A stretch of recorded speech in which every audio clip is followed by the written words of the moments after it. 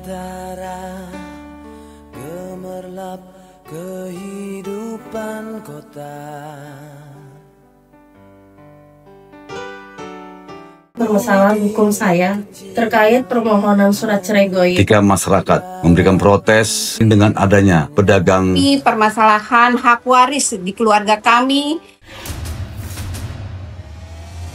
Dari pelosok desa hingga ke jantung kota, akses terhadap keadilan adalah hak setiap warga negara. Bahwa hukum adalah jaminan keadilan, dan keadilan adalah tidak hanya hak setiap warga negara, keadilan adalah tuntutan setiap warga negara. Upaya pemenuhan akses keadilan bagi seluruh masyarakat sejalan dengan Astacita ke-7 Presiden Prabowo Subianto, yaitu memperkuat reformasi politik, hukum, dan birokrasi, serta memperkuat pencegahan dan pemberantasan korupsi, narkoba, judi, dan penyelundupan. Bantuan hukum dan pemberdayaan hukum masyarakat menjadi sarana untuk memastikan masyarakat mendapatkan akses keadilan. Selain pemberian bantuan hukum terutama kepada masyarakat miskin, salah satu pendekatan dalam mencapai akses keadilan adalah pendekatan keadilan yang berpusat pada masyarakat atau People-Centered Justice. Pendekatan ini mencakup adanya alternatif penyelesaian sengketa, pelatihan paralegal, penyuluhan hukum, dan kegiatan pemberdayaan masyarakat lainnya. Di Indonesia, pendekatan keadilan yang berpusat pada masyarakat terwujud melalui Pos Bantuan Hukum Desa dan Kelurahan. Inilah pentingnya pos bantuan hukum agar semua masyarakat, terutama bagi mereka yang lemah yang harus kita lindungi, untuk mendapatkan akses keadilan.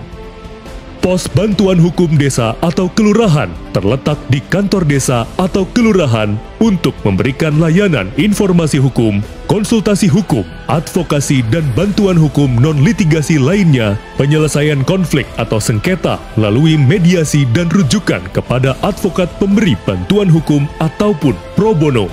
Layanan tersebut diberikan oleh paralegal desa dari kelompok sadar hukum dan kepala desa atau lurah sebagai juru damai desa.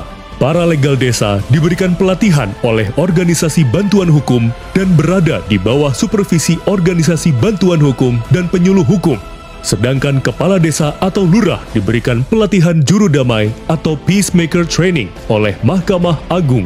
Dalam pelatihan paralegal ini adalah yang pertama, menemukan keadilan itu pendekatannya sangat sederhana dari orientasi dan keinginan kita untuk membentuk pos bantuan hukum. Melalui keberadaan Pos Bantuan Hukum Desa dan Kelurahan, diharapkan permasalahan hukum di tingkat desa bisa diselesaikan di tingkat desa atau kelurahan.